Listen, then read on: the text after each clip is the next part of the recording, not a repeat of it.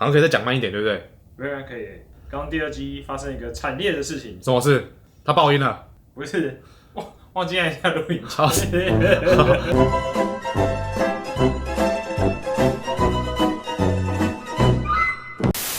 Hello， 大家好，欢迎来到麦斯音响的频道。那这一次我们要介绍 Sony 的2款穿戴式耳机，分别是 Flow Run 跟 NB10。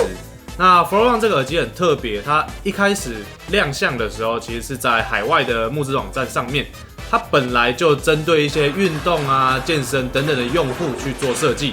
那当然，其实大家看到 Sony， 那它有出的产品要进行募资，其实这个募资的目标其实很快就达成了。那当然 ，Sony 不负众望，他把这个产品做了出来。好，大家知道 float 其实是漂浮的意思，悬浮的意思。那待会我会解释一下为什么它是悬浮的耳机。好，我们先来介绍规格。那第一个，它的重量大概是33、34克左右。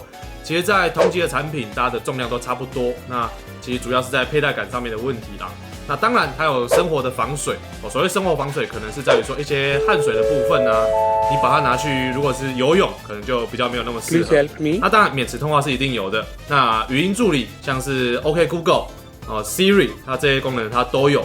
但是要帮我注意的一点，它是透过按键所发出来的讯号去执行语音助理这个部分，而不是我们普通的Hey Siri， 甚至是 OK Google。那再来，它的蓝牙版本是 5.0 版本。不好笑吧？嘿 Siri 不好笑哦。那佩戴感部分，我认为其实是在近几年运动耳机大家所最关心的部分。好，其实像我这种眼镜族啊，我最怕是这种地方，这个弯曲的地方会卡到我的镜角。好，那我们来试戴一下给大家看一下。因为 Sony 它有经过很多的巧妙的设计啦，其实它有很巧妙的闪避过我这个镜角的部分。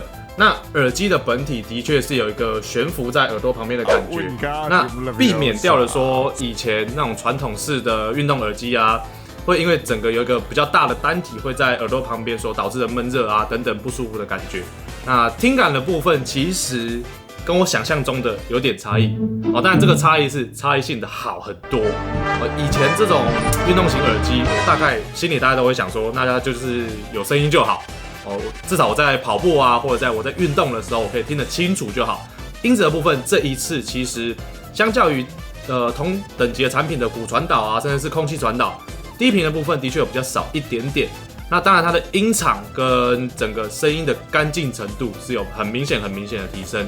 这个耳机呢，其实我认为，如果你今天是运动啊、健身，当然游泳比较不合适啦。我觉得你或许可以参考看看，因为它以这个等级的话，其实没有什么对手可以挑了。好，那再来我们要介绍下一款是 NB10 的部分。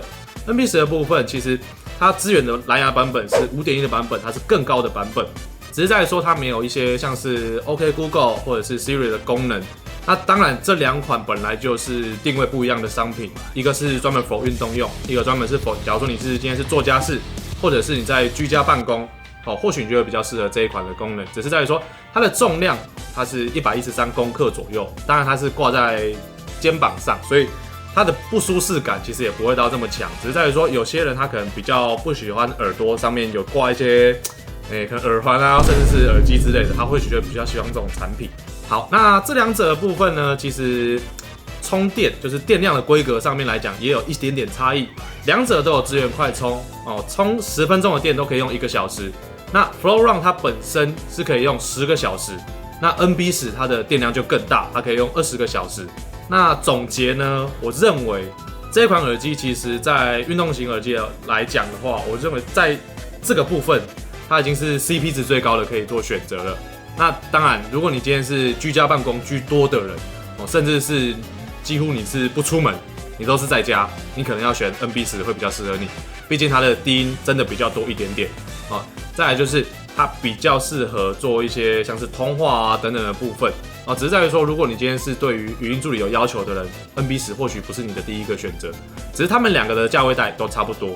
我一般来建议各位来我们麦斯音响的门市里面去做试听，是做试戴，我们门市都有专业的人员可以帮你做服务。那以上就是我们今天对于这2款新出的产品做的比较啊，甚至是一些我们自己试戴下来的感觉。那如果你有喜欢我们的影片，可以帮我们按赞、订阅、分享。那我们今天的影片就到这里，谢谢各位，拜拜。